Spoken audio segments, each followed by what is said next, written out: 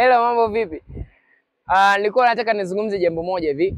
Kuna jambo laitwa brooding, yani malezi ya vifaranga kwenye zile siku za mwanzo kabisa, ambapo mara nyingi sehemu zenye joto huwa zinaenda mpaka siku 7, ila kuna sehemu zina baridi zinaweza zikavuka siku 7, 10 mpaka 14.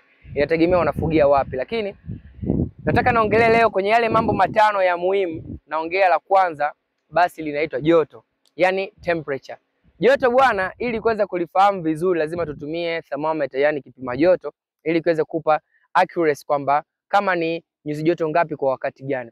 Sasa joto ambalo ni sahihi kwenye brooding ni nyuzi joto 33, lakini ikishuka nyuzi joto 31 ni joto ambalo liko chini la sio mbaya sana. Likienda 35 inakuwa ni too hot, yani joto linakuwa limezidi sana. Kwa hiyo kiwango ni 33. Sasa kwa kujua lazima uweke thermometer na usiweke sehemu moja. Uwe na vipima joto sehemu tofauti tofauti kwenye eneo lako la brooder. Kama umezungushia mabanzi ama umekata kwa namna yoyote, uwe na vipima joto sehemu tofauti tofauti. Lakini jambo la msingi, unajua umuhimu wa joto ni nini? Umuhimu wa joto unasaidia kuku kupata mazingira ambayo sawa angeyapata kwa mama yake, lakini pale sasa inamsaidia pia kuponesha kile kitovu pale ambapo unatoa antibiotics na vitamins, lakini pia joto la kuwa linasaidia ile zoezi la kitovu kukauka.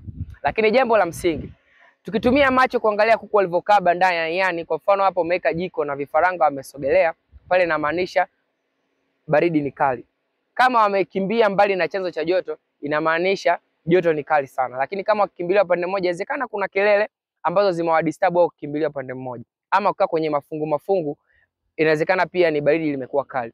Macho pekee yake hayatokutosheleza. Kwa hiyo tunashauri mtumie thermometer, mnunue thermometer mwenazo mashambani kwenu ili kuweza kujua kama joto limekaa vizuri. Sasa usikose kipindi kinachofuata, tutaelezea umuhimu